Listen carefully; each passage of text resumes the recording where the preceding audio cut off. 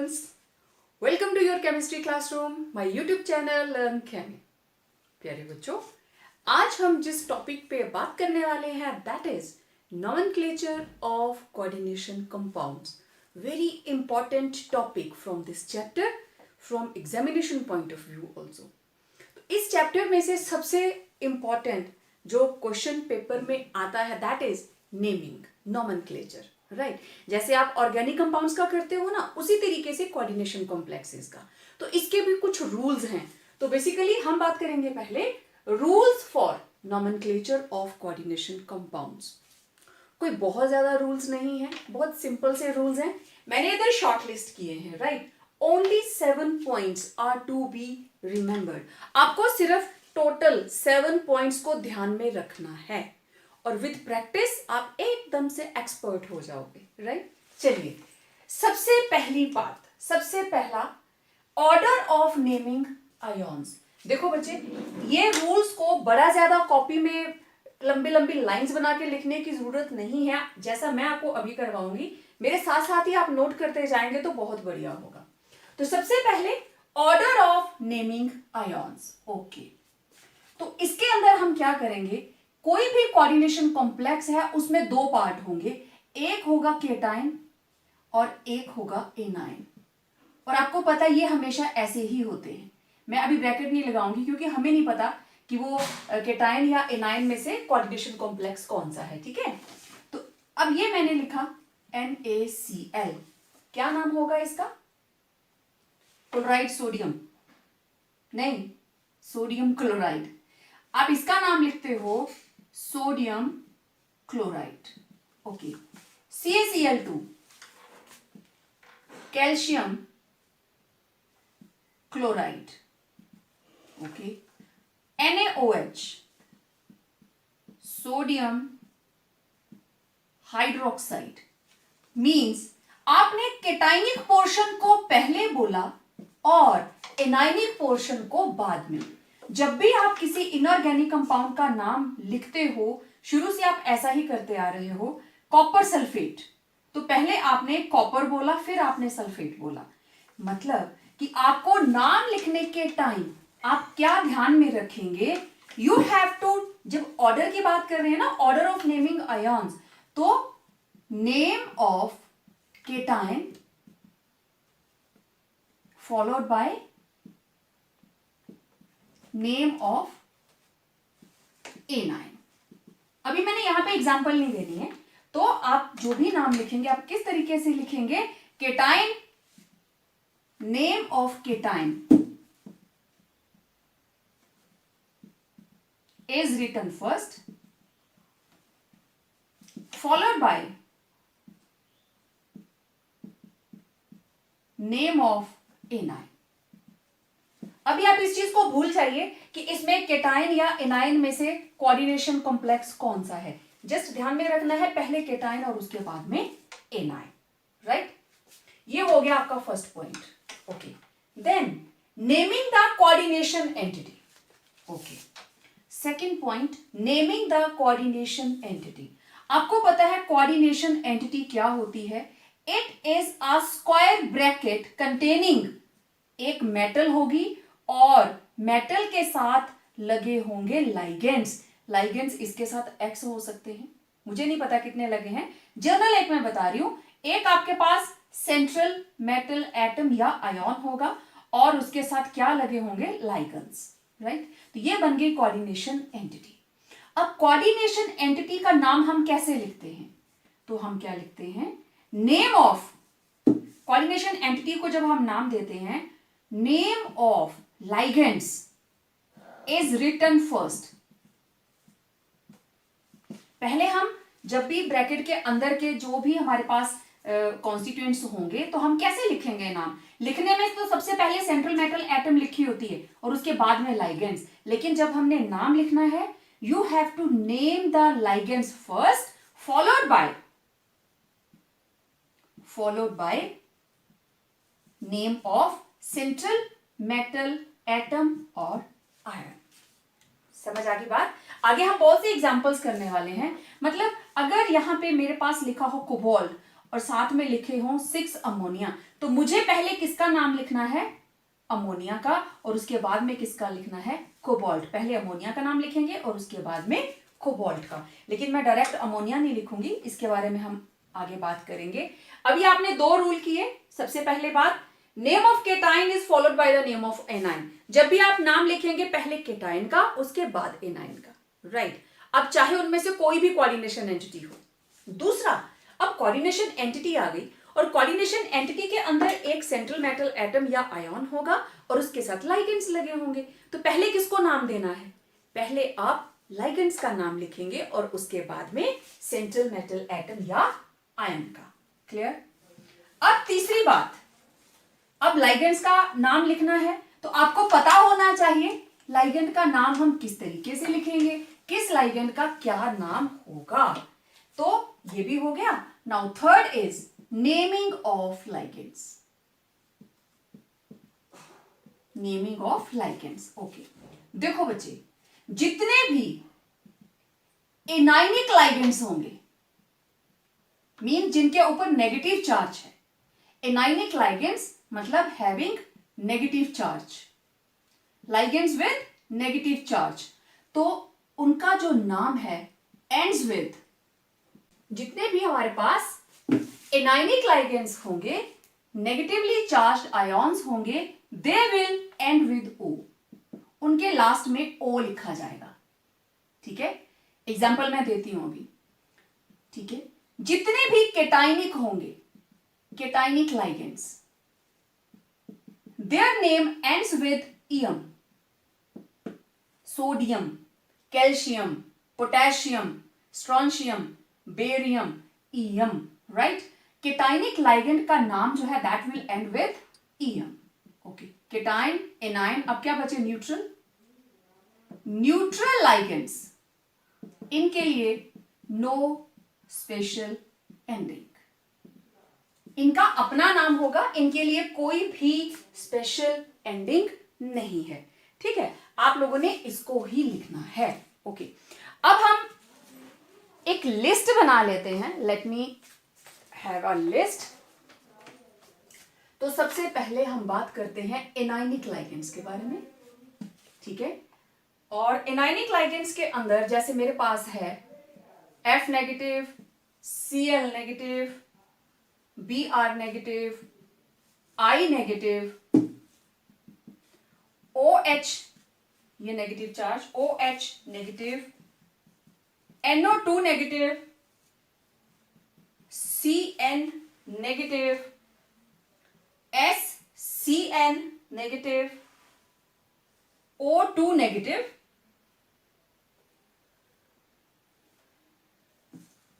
Sulphur, sulphur के ऊपर charge 2 negative. ठीक है, अब देखो ये है F नेगेटिव, तो एक तरफ हमने लिखा लाइगेंड और इधर इसका क्या आ जाएगा? नाम। आप लिख लेना यहां पे, this is ligand and this is name, how it will be named. F negative, अगर ये सिंपल होता तो क्या था? फ्लोराइड, लेकिन अब आप इसको क्या लिखोगे? फ्लोराइडो, क्लोराइडो, ब्रोमाइडो, आइडो, हाइड्रोक्सो, हाइड्रोक्साइड है ना, it is hydroxo. NO2, this is nitro, और आपको पता है नाइट्रो को हम किस तरीके से उसमें लिखेंगे? अब ये N के थ्रू है ना, दिस इज नाइट्रो N। ठीक है, ओके, चलो मैं इसका दूसरा भी बता देती हूं। अगर ये लिखा होता ONO तो ये होता नाइट्रो O। ठीक है, इसके बाद में आया साइनाइड, CN, साइनो। ठीक है, और साइनो, इसके बाद NC negative, cyano C।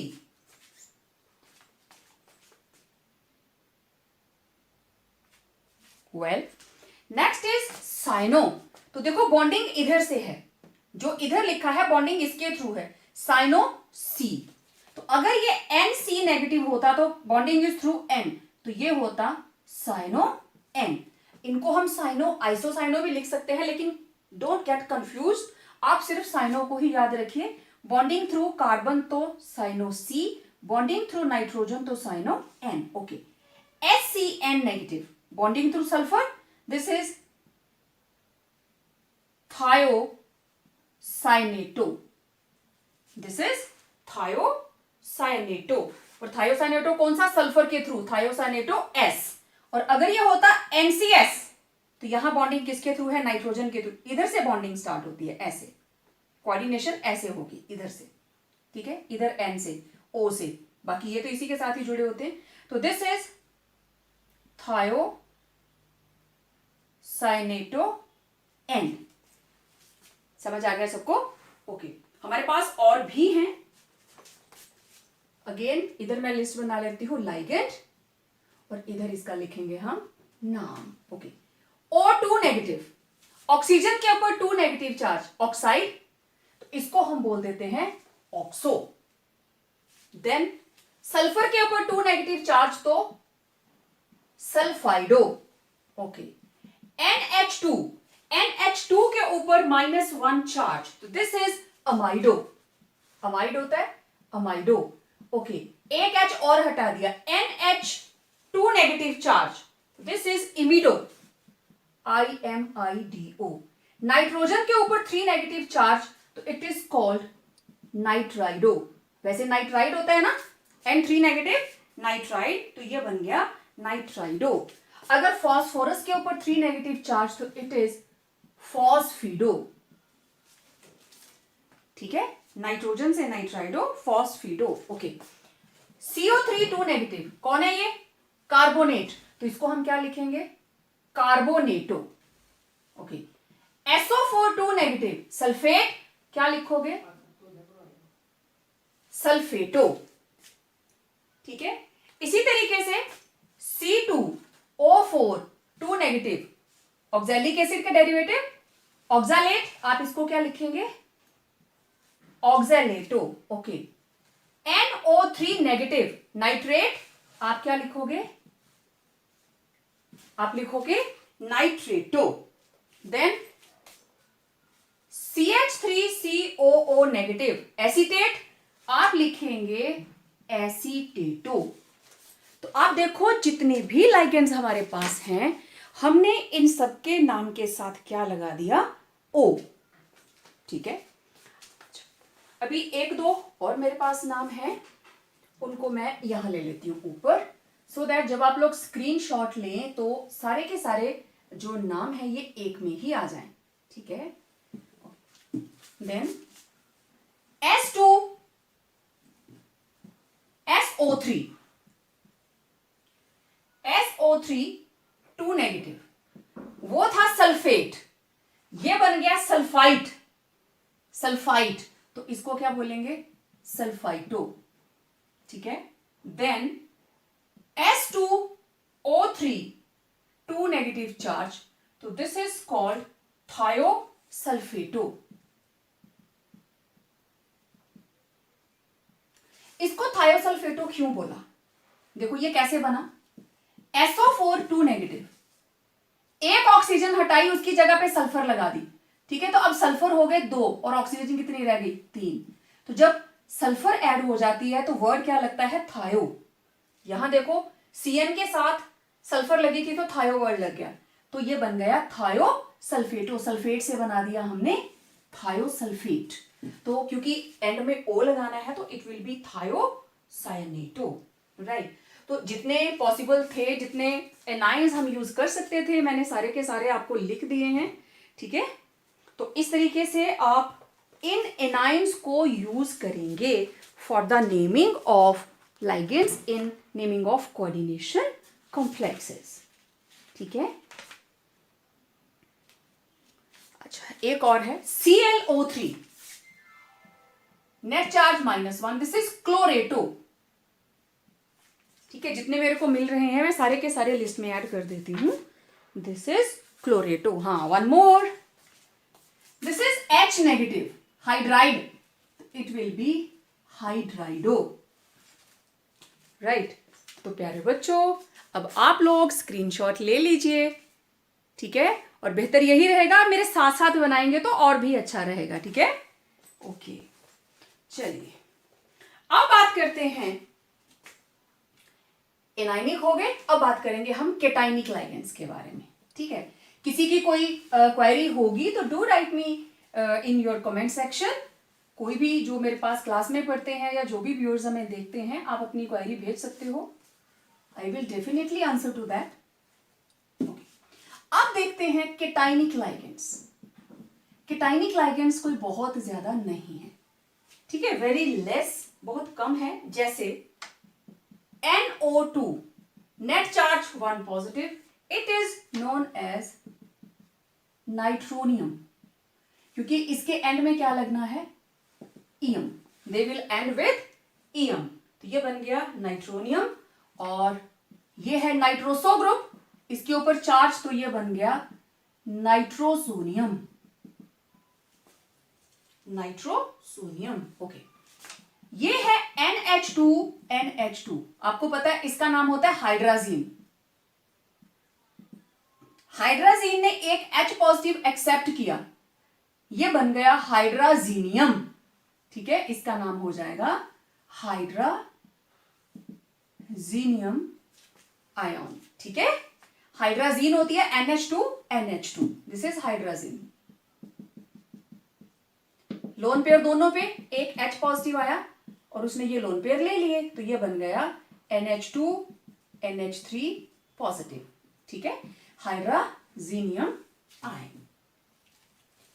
Okay, ये थे केटाइनिक। अब देखते हैं न्यूट्रल। न्यूट्रल भी बहुत कम है और न्यूट्रल्स के लिए no special name, no special landing इसके लिए। अब देखो न्यूट्रल के अंदर हमारे पास सिंपल सिंपल सी एग्जांपल्स हैं। सबसे पहले यहां मैं लिख लेती हूं लाइगेंड और इधर हम लिखेंगे उसका नाम, H2O, वाटर, इसके पास लोन पेयर्स होते हैं ना, वाटर, वाटर को क्या बोलेंगे, एक्वा। अमोनिया, अमोनिया को हम बोलेंगे एमीन, ठीक है। अब एक चीज का ध्यान रखना, जहां पे आप लिखते हो ना अमोनिया, आप डबल M लिखोगे। अगर मैं यहां लिखती हूं CH3NH2, मिथाइल एमीन, इसका नाम है मिथाइल एमीन। अब यहां पे सिंगल M आएगा, अमोनिया में डबल M, अमोनिया, और एमीन में सिंगल M। इसको ध्यान रखना, नाम लिखने के टाइम कुछ बच्चे कंफ्यूज होते हैं इसमें। ओके, CO, कार्बन मोनोऑक्साइड, ये कार्बोनेट कोबाल्ट नहीं है, दिस इज कार्बन मोनोऑक्साइड, इसको बोलते हैं कार्बोनिल। NO, इसको बोलते हैं नाइट्रोसिल, इनके लिए कोई स्पेशल नाम नहीं है। CS, कार्बोनिल था ना, ऑक्सीजन हटाई सल्फर लगाया तो क्या बन गया, थायो कार्बोनिल, ये हो जाएगा थायो कार्बोनिल। ओके, फिर मैंने आपको बताया था NH2, इसको बोलते हैं hydrazine, this is called hydrazine, ठीक है। ओके, देन CH2, NH2 आया कुछ याद, इथिलीन डाईएमीन, इसको हम लिखते हैं इथिलीन डाईएमीन, EN से लिखते हैं इसको, इसका नाम लिखते हैं हम EN। ओके, फिर हमारे पास है C6H5N, C6H5N ऐसे होता है ये कंपाउंड, ठीक है, ये है इसका केमिकल स्ट्रक्चर, तो इसको हम बोलते हैं pyridine, दिस इज pyridine। और अगर फास्फोरस के साथ लग जाते हैं C6H53, सिंपल देखो PH3, इसका नाम है फॉस्फीन, हाइड्रोजन हटाई और उसकी जगह पे लग गया C5H5, C6H5, तो this is phenyl group, C6H5, benzene ring में से एक हमने हाइड्रोजन हटा दी तो वो क्या बन जाती है, फिनाइल ग्रुप। ठीक है, C6H5 थ्राइस, तो ये बना ट्राइफिनाइल फॉस्फीन। मैंने बताया ना जो न्यूट्रल हैं उनकी कोई स्पेशल एंडिंग नहीं है। फास्फोरस के साथ लगे हैं 3, तो ये बन गया triphenyl phosphine. Okay, N2 this is dinitrogen, इसे बोलते हैं dinitrogen. Okay, then CO NH2 twice, CO के साथ 2 NH2 लगे हैं, दिस इज कॉल्ड यूरिया। अच्छा, मैं इसको ऐसे लिखती हूं, CO, एक NH2 इस साइड और एक NH2 इस साइड, इसका नाम है यूरिया। अब मैंने ऑक्सीजन की जगह पे लगा दी सल्फर, और ये एक NH2 इधर और एक NH2 इधर, तो इसका नाम क्या होगा, थायो यूरिया। समझ आई बात, इसका नाम होगा थायो यूरिया। तो इस तरीके से आप किसी भी मॉलिक्यूल की, अब एक और देख लीजिए, O2 को हम क्या बोलेंगे, डाई ऑक्सीजन, राइट। तो इस तरीके से आप जितने भी न्यूट्रल मॉलिक्यूल हैं, ये मैंने एक यहां पे लिखा ना, इथिलीन डाइअमीन, आपको पता है वहां आपने किया था di ethylene triamine, tri ethylene tetramine, tetraethylene. ठीक है, तो इस तरीके से इस तरह के जितने भी होंगे जो उनका नाम बनता है आप वही लिखेंगे। वो नाम आप पहले लिख चुके हैं टाइप ऑफ लाइगेंड्स के अंदर, पॉलीडेंटेट के अंदर, तो जितना वहां पे मैंने नाम लिखे हुए हैं सबके, मेरा सिर्फ बताने का ये था कि जो न्यूट्रल हैं उनके लिए कोई भी स्पेशल एंडिंग नहीं है। समझ आई बात। तो वो जैसे जैसे भी आपको ड्राई मिथाइल ग्लाइऑक्साइन, जिस तरीके से भी वो मॉलिक्यूल, वो लाइगेंड आपको दिया गया होगा, आप उसको उसी तरीके से नोट करेंगे। ठीक है, ओके। तो आप लोगों ने क्या करना है, यहां पे जो पॉलीडेंटेट लाइगेंड्स हैं उनको ऐड करना है। ठीक है, इसके बाद करना क्या है हम कर ही लेते हैं, लेकिन पॉलीडेंटेट लाइगेंड्स का नाम लिखने से पहले मैं आप लोगों को इनके स्ट्रक्चर्स बताने लगी। C double bond O NH2 NH2, ये है यूरिया।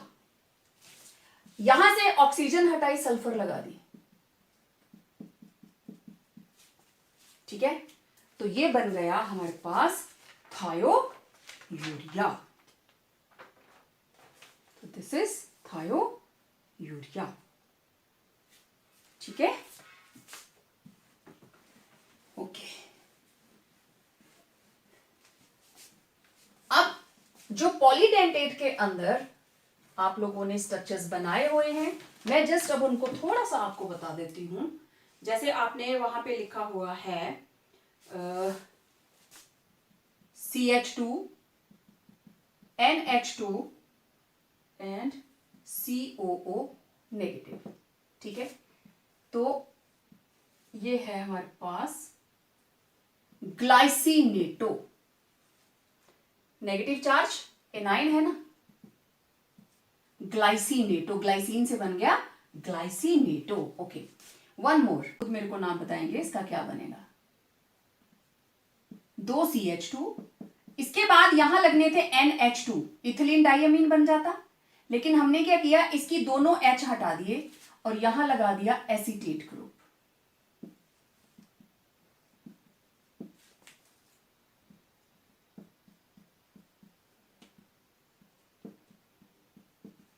क्या बना, ethylene diamine, 1 2 3 4 tetra acetate, ethylene diamine tetra acetate नहीं होगा, अब क्या होगा, एसीटेटो।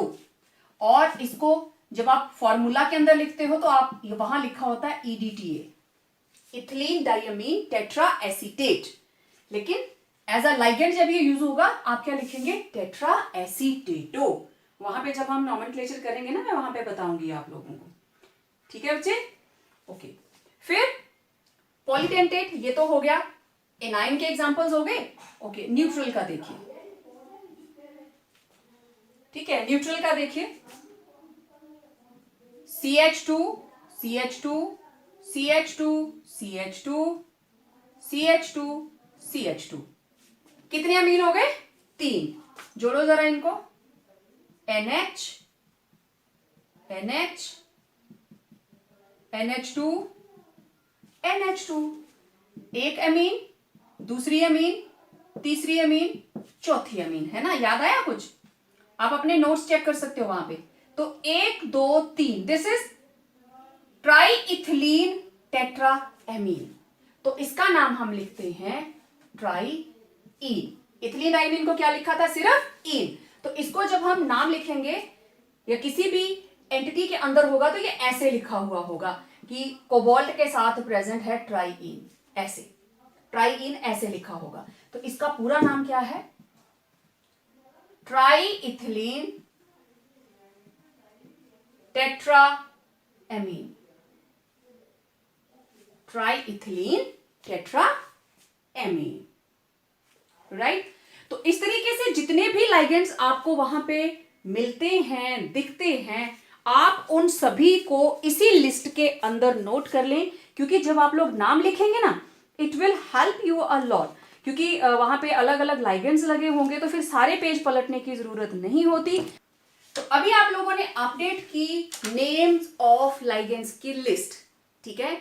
तो जितने भी आपने टाइप ऑफ लाइगेंड्स के टाइम नोट किए थे ना बच्चों, वो सारे के सारे नाइन जो न्यूट्रल के है वो न्यूट्रल में ऐड कर लीजिए, जो एनाइन के है उनको एनाइन की लिस्ट में ऐड करके लिस्ट को कंप्लीट कर लेना। बात काफी सारी तो मैंने कर दी है, ठीक है? इसके बाद now fourth point, order of naming ligands. Okay, very simple, order of naming ligands. Okay, देखिए मैं कुछ एक लाइगेंड्स लिखने लगी हूं यहां पे, ठीक है? क्लोराइडो, हाइड्रोक्सो और इथिलीन डाइएमीन। मान लो किसी कॉम्प्लेक्स के अंदर ये सारे के सारे प्रेजेंट हैं। जब तो एक लाइगेंड प्रेजेंट है कोई प्रॉब्लम नहीं, लेकिन जब एक से ज्यादा है तो किसको पहले बोलें, है ना? हम लोग क्लास में भी कोई लिस्ट बनाते हैं तो रैंडमली अगर बनाते हैं तो कुछ बच्चे बुरा मान जाते हैं, इसका नाम पहले लिखा मेरा बाद में लिखा। बेस्ट वे क्या होता है? गो अल्फाबेटिकल, अल्फाबेटिकली चलो, जिसका पहले आएगा उसका पहले लिखो, जिसका बाद में आएगा उसको बाद में लिखो। तो ये भी नाराज हो जाते हैं, लाइगेंड्स भी नाराज हो जाते हैं। तो इनको मनाने का तरीका भी यही है, कहीं पे भी प्रेजेंट हो इनको अल्फाबेटिकली लिख दो, नाराजगी खत्म। तो इसका नाम है क्लोराइडो, इसका नाम है हाइड्रोक्सो, इसका नाम है इथिलीन डाइएमीन। ओके, जब नाम लिखेंगे ना आप, देखो कोऑर्डिनेशन एंटिटी के अंदर पहले लाइगेंड फिर सेंट्रल मेटल एटम। ओके, लेकिन अभी हम लाइगेंड्स की ही बात कर रहे हैं, सेंट्रल मेटल एटम की बात हम इधर करेंगे, oxidation state of central metal atom की बात, ठीक है? तो यहां पे C H E, अल्फाबेटिकली पहले कौन आता है? A B C D E F G H। तो पहले आप लिखोगे क्लोराइडो, फिर उसी के साथ इथिलीन डाइएमीन, और उसके बाद क्या लिखोगे? हाइड्रोक्सो। समझ आई बात? ठीक है?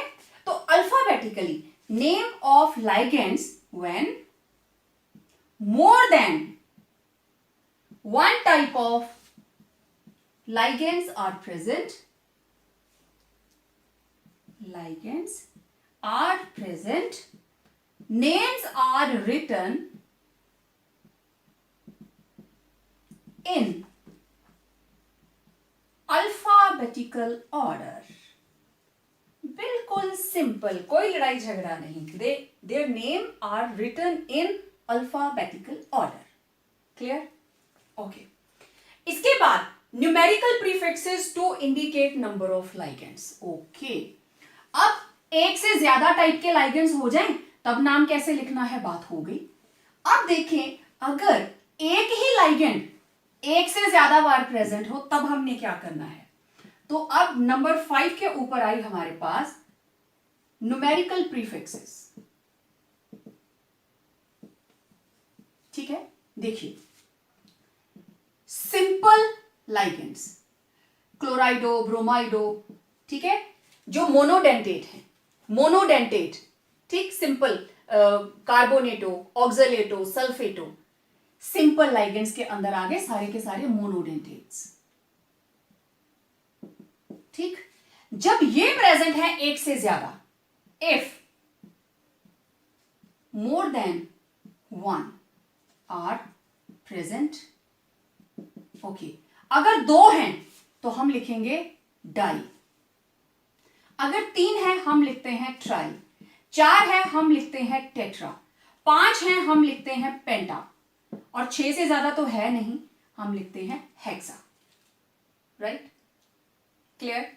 Okay, now for complex ligands, complex ligands मतलब बाइडेंटेट एंड पॉलीडेंटेट, जो बड़े साइज के हैं, उनके लिए हम क्या करते हैं, अगर वो दो प्रेजेंट हो हम लिखते हैं बिस, तीन हो हम लिखते हैं ट्रिस, चार हो हम लिखते हैं टेट्राकिस, पांच हो हम लिखते हैं पेंटाकिस। राइट, और जब मैंने लिखा बिस, बिस के आगे लिखेंगे डैश, और जो भी लाइगेंड होगा आप उसको ब्रैकेट में लिखेंगे। हर कॉम्प्लेक्स लाइगेंड के लिए अगर है तीन, आप लिखोगे ट्रिस, डैश डालोगे और उसका नाम ब्रैकेट में लिखोगे। कि अगर मान लीजिए यहां पे कोई कंपाउंड है, कोई भी मेटल, और उसके साथ लगे हैं 2 EN, आप लिखोगे बिस इथिलीन डाइएमीन, ब्रैकेट क्लोज्ड, ऐसे लिखोगे। ठीक है, तो ये थी numerical prefixes for simple and complex ligands. Done. फिर आया हमारे पास ending of name, very very important. Ending of name हमें कैसे करनी है? अब लाइगेंड्स की बात खत्म हो गई, एंडिंग ऑफ नेम होती है सेंट्रल मेटल, एटम और आयन के नाम से।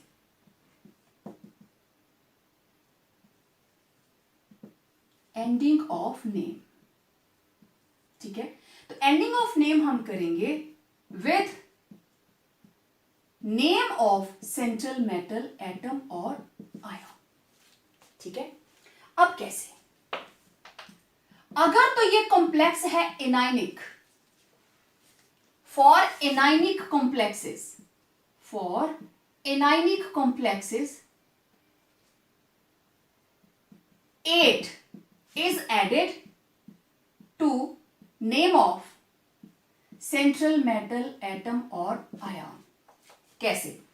मेरे पास है कोबाल्ट, और कोबाल्ट के साथ हमारे पास लेट इट बी 6 साइनाइड्स, इसके ऊपर +3 -1 नेट चार्ज आ गया 3 नेगेटिव, 3 नेगेटिव है ना, 3 नेगेटिव चार्ज आया ना इसके ऊपर नेट, तो यहां कुछ ना कुछ लगा होगा इसको बैलेंस करने के लिए, तो it is acting as anion. तो इसका नाम पता है क्या होगा?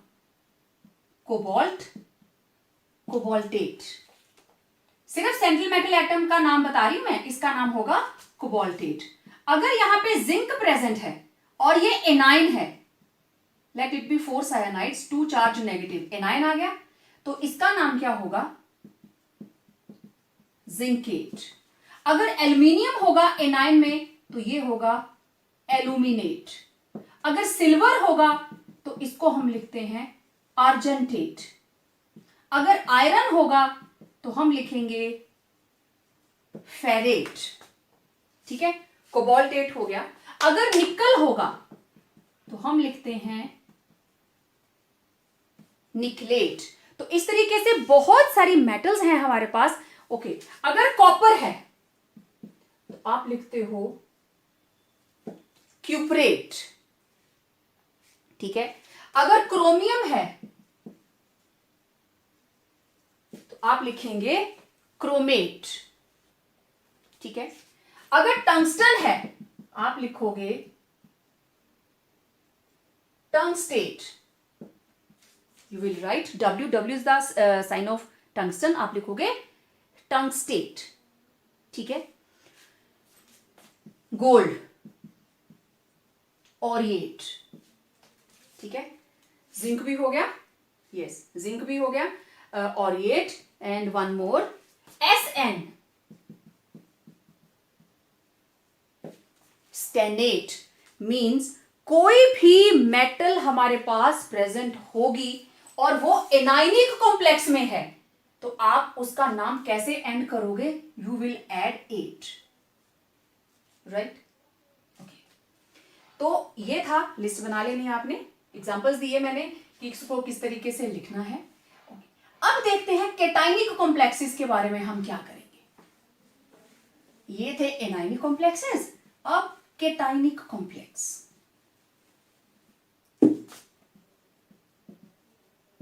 केटाइनिक का मतलब ये है मेरे पास 6 अमोनिया, बाहर Cl3। अब देखो ये किसकी जगह पे आया? केटाइन की जगह पे, सोडियम क्लोराइड। इसके ऊपर है बाहर नेट 3 पॉजिटिव चार्ज, ये -1 बैलेंस, तो नो स्पेशल एंडिंग। अब आप इसके साथ कुछ भी नहीं ऐड करोगे, आप सिंपली लिखोगे कोबाल्ट, ठीक है। अगर जिंक प्रेजेंट है तो आप सिंपली लिखोगे जिंक, अगर कॉपर है तो आप सिंपल लिखोगे कॉपर, अगर सिल्वर है तो आप सिंपल लिखोगे सिल्वर। समझ आ रही है सबको? ठीक है। Mn आप सिंपल लिखोगे मैंगनीज। तो जब केटाइनिक है तो केटाइनिक के लिए हमारे पास कोई भी स्पेशल एंडिंग नहीं है, आप जस्ट जो उसके अंदर मेटल है आप उसी का नाम लिखेंगे, ठीक है। और सिमिलरली जो न्यूट्रल है, न्यूट्रल के लिए भी no special ending, no special ending, ठीक है। जैसे निकल, निकल के साथ लगे हैं 4 कार्बोनिल, तो यहां आप इसको सिंपल लिखोगे निकल, ठीक है। आप इसको सिंपल निकल ही लिखोगे। अगर यहां पे कोबाल्ट होता, कोबाल्ट के साथ 6 लग जाते कार्बोनिल, तो यहां आप सिंपल कोबाल्ट ही लिखते। Clear? Cationic and neutral have no special ending. हाँ, जो एनाइनिक है दे एंड विद 8। एक मेरा छूट गया पीछे, प्लेटिनम, तो आप लिखोगे प्लेटिनेट। और अगर प्लेटिनम इसमें प्रेजेंट है तो आप लिखोगे प्लेटिनम। इधर लिखोगे तो प्लेटिनम, इधर लिखोगे तो प्लेटिनेट। एनाइनिक के अंदर आप क्या लगा देते हो? 8। तो ये थी एंडिंग ऑफ नेम्स, केटाइन की और एनाइन की किस तरीके से करेंगे। क्लियर सबको? ओके। अब आया oxidation state of central metal atom और आयन। ऑक्सीडेशन स्टेट हमें कहां लिखनी है? जब हम नाम लिखेंगे इसको भी तो शो करना है ना। तो oxidation state of central metal atom और आयन। ओके, ये है मेरे पास कोबाल्ट, 6 अमोनिया, Cl3 है बाहर। तो सबसे पहला स्टेप ऑक्सीडेशन स्टेट निकालो। Ammonia is a neutral, 0 charge, chloride it is -1 और इसके ऊपर कितना आ गया? +3। तो ये वाला पोर्शन है केटाइनिक। अब कोऑर्डिनेशन एंटिटी क्या है? केटाइनिक। और ये वाला पोर्शन क्या है? Anionic, right. तो जब आप इसका नाम लिखोगे ना, कोबाल्ट, ब्रैकेट में रोमन के अंदर आप रिप्रेजेंट करते हो कोबाल्ट, उसकी ऑक्सीडेशन स्टेट। समझ आई बात? अगर कोऑर्डिनेशन एंटिटी, मान लीजिए ये इधर ऐसे होता, ऐसे होता, ये क्लोराइड साथ में नहीं था, नेट चार्ज 3 पॉजिटिव दिखाई दे रहा है, तो आपको लिखना था कोबाल्ट 3 आयन। चाहे अब केटाइन था तो ऐसे लिखेंगे, अगर ये ऐसे होता, साइनाइड लगे होते 6 इसके साथ, तो नेट चार्ज आता 3 नेगेटिव। अब ये यहां पे क्या था? केटाइनिक, इसलिए ऐसे आया। अब ये है एनाइनिक। अब देखना आप, एनाइनिक है तो आपने क्या लिखना था? Cobaltate 3 ion. समझ आई बात? कोबाल्टेट 3 आयन, क्योंकि नेट चार्ज क्या दिखा रहा है, वो 3 नेगेटिव। आयन है तो आपको आयन लिखना पड़ेगा। न्यूट्रल है तो न्यूट्रल की कोई प्रॉब्लम नहीं है। ओके, न्यूट्रल का भी देख लेते हैं। टेट्रा कार्बोनिल, निकल के साथ लगे हैं 4 कार्बोनिल, तो आपने सिंपल क्या लिखना था, निकल 0, क्योंकि यहां पे निकल की ऑक्सीडेशन स्टेट क्या है, 0। So this is the meaning of oxidation state of central atom और ion. मेटल एटम है तभी तो 0 है ना, इधर इनके ऊपर चार्ज है। क्लियर? ओके। अब एक बहुत ही स्पेशल बात, अब पूरे कंपाउंड का नाम कैसे लिखना है, नेम ऑफ कंपाउंड। ठीक है, मैं एक एग्जांपल ले लेती हूं, CONH3 6 टाइम Cl3। अब इसका ये वाला पोर्शन, दिस इज केटाइनिक, ये वाला पोर्शन एनायनिक, राइट? ये केटाइनिक और ये एनायनिक, ये रही कोऑर्डिनेशन एंटिटी। ठीक, अब ये 2 पार्ट, ये पूरे का पूरा cation, it should be given 1 word name, 1 word name cation, और एनाइन का भी क्या होगा, 1 वर्ड। जरूरी नहीं है कि हर बार ये स्मॉल ही होगा, इसका भी होगा 1 वर्ड, और दोनों के बीच में छोटा सा गैप होगा। ठीक है, अब मैं ये पूरा एक कंपाउंड आपको लिख के दिखाती हूं, आप समझ जाएंगे मेरे बोलने का मतलब क्या है। तो सबसे पहली चीज, इनका चार्ज लगा दीजिए, -1 +3। अब ये जो बाहर लगे हैं एनाइंस, ये कोऑर्डिनेशन एंटिटी का हिस्सा नहीं है, तो यहां मैं इसको क्लोराइडो नहीं बोलूंगी, यहां ये क्या है, सिंपल क्लोराइड। अंदर आ जाएगा देन इट विल बिकम क्लोराइडो। इस चीज का ध्यान रखना कि जब इसके अंदर है, when it is acting as ligand, ठीक है, when ligand it will be chlorido. इस चीज का ध्यान रखना। अभी मैं इसका नाम लिख के दिखाती हूं। ठीक है, तो सबसे पहले हमारे पास तो कोऑर्डिनेशन एंटिटी आ गई, केटाइन का नाम लिखना है ना, और केटाइन बाय चांस है कोऑर्डिनेशन एंटिटी, और कोऑर्डिनेशन एंटिटी के अंदर लगाइए रूल नंबर 2, पहले लाइगेंड्स का नाम और फिर सेंट्रल मेटल एटम का। ओके, कितने अमोनिया हैं, 6, तो आप क्या लिखोगे, हेक्सा, सारा स्मॉल लेटर्स में होगा, हेक्सा, AMMINE। मैं थोड़ा थोड़ा बड़ा लिखती हूं, मुझे एक व्यूअर ने सजेशन दी थी कि मैम थोड़ा साफ लिखा करें, और मैं बहुत कोशिश कर रही हूं खुद को इंप्रूव करने की। Thank you that viewer. तो ये रहा हेक्सा एमीन, इसका काम खत्म। 1 से ज्यादा अमोनिया थे तो हेक्सा, 6 थे ना, हेक्सा एमीन। ओके, बात खत्म होगी। अब आ गई कोबाल्ट। देखो कोबाल्ट मैं इसके साथ ही लिखूंगी, क्योंकि ये पूरे का पूरा मिला के एक केटाइन है, ये पूरा एक केटाइन है। ठीक है, हेक्सामीन कोबाल्ट। अब ये हमारा पूरा एक केटाइन वाला पार्ट हो गया, लेकिन अभी नहीं हुआ। कोबाल्ट के साथ क्या लिखना मैंने, उसकी ऑक्सीडेशन स्टेट। अब केटाइन खत्म। ओके, अब थोड़ी सी जगह छोड़ी और क्या लिखोगे, क्लोराइड। क्लोराइड का सी भी स्मॉल, तो this is hexamine cobalt 3 chloride. थोड़ा सा स्पेस देके केटाइन और एनाइन के बीच में। प्यारे बच्चों, हम कभी भी इस नंबर को मेंशन नहीं करेंगे, चाहे वो इसके साथ लगा हो चाहे इसके साथ लगा हो। क्यों? दिस इज कैल्शियम क्लोराइड, क्योंकि कैल्शियम की वैलेंसी थी 2 पॉजिटिव, जिसको 2 क्लोराइड्स ने सेटिस्फाई किया। उसी तरीके से इसकी वैलेंसी है बाहर 3 पॉजिटिव, जिसको 3 क्लोराइड सेटिस्फाई कर रहे हैं। तो it is not try chloride, it will be simply chloride. आप नंबर ऑफ केटाइन और एनाइन को कभी भी मेंशन नहीं करेंगे, मेक इट क्लियर। ठीक है, इसके नंबर को मेंशन नहीं करेंगे। ओके, अब मैं एक और एग्जांपल ले रही हूं। NH5 हो गए और एक Cl अंदर आ गया और 2 Cl बाहर। बनाया था ना ये वर्नर्स थ्योरी के अंदर। लगाओ चार्ज, -1 -1 +3। ओके, अब कोऑर्डिनेशन एंटिटी फिर से क्या है, केटाइन। ओके, लेकिन अब प्रेजेंट कौन है, एमीन, डबल एम और क्लोराइडो। तो अल्फाबेटिकली पहले कौन आएगा, ए।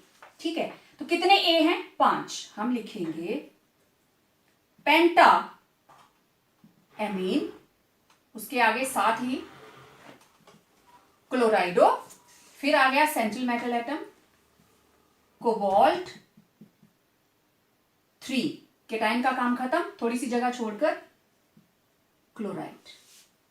अब आप देखो, एक क्लोराइड अंदर आ गया तो बन गया क्लोराइडो, और 2 क्लोराइड बाहर हैं, दे आर सिंपली क्लोराइड। ठीक है, ओके। अब एक और मैं एग्जांपल लेती हूं, ये समझ आ गया होगा आप लोगों को। मेरे पास है Fe(K4FeCN6), साइनाइड -1, अल्कली मेटल हमेशा +1, तो इसके ऊपर कितना आ गया +2। अब मैं ये मान के चल रही हूं कि आप लोगों को ऑक्सीडेशन स्टेट निकालनी आती है, राइट। अब सबसे पहले ये पोर्शन क्या है, केटाइन, और कोऑर्डिनेशन एंटिटी क्या बन गई अब, anionic part, it is acting as anion. तो सबसे पहले क्या है ये, पोटेशियम, टेट्रा पोटेशियम नहीं है, इसका नेट चार्ज है 4 नेगेटिव, जिसको बैलेंस करने के लिए 4 पोटेशियम यहां पे लगे हैं, तो इट इज ओनली पोटेशियम। मैंने बताया ना, नंबर मेंशन नहीं करोगे आप, ना केटाइन का ना एनाइन का, दिस इज पोटेशियम।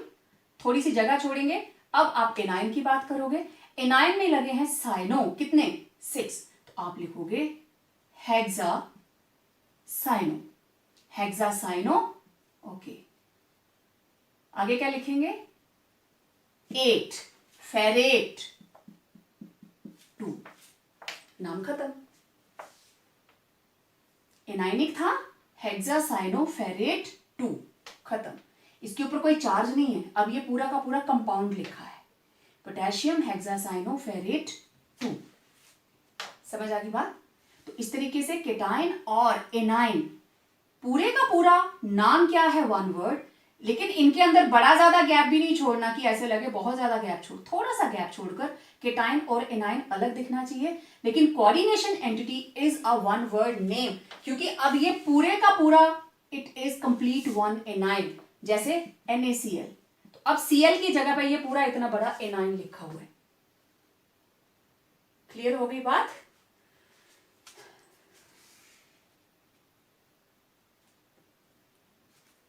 ठीक है, so these were the rules for writing name of coordination complexes. अब कुछ हमारे पास कोऑर्डिनेशन कॉम्प्लेक्सेस ऐसे हैं जिसमें कुछ लाइगेंड्स ब्रिजिंग पोजीशन पे भी होते हैं। मैं अभी ब्रिजिंग पोजीशन की बात नहीं करूंगी, क्योंकि अगले लेक्चर के अंदर हमें सिर्फ इनकी प्रैक्टिस ही करनी है। ठीक है, कोशिश करेंगे कि हम गूगल मीट के थ्रू जुड़े, रिकॉर्डिंग भी हो और आप लोग साथ में प्रैक्टिस भी करें। ठीक है, तो आज के लेक्चर में इतना ही। इन रूल्स को अच्छे से समझिए, जो लिस्ट मैंने बनाने को बोला है अपनी कॉपी में इसको अच्छे से नोट करिए, सो दैट जब आप इसकी नेमिंग करें, जब मैं आपको प्रैक्टिस के लिए दूं, तो आपका टाइम कम से कम वेस्ट हो, राइट। और अब आपको नॉमेनक्लेचर के रूल्स अच्छे से आ गए होंगे। सो like this video, share this video and subscribe this channel so that her video आपके पास सबसे पहले पहुंचे। तो stay tuned for our upcoming videos. Till then, stay home, stay safe.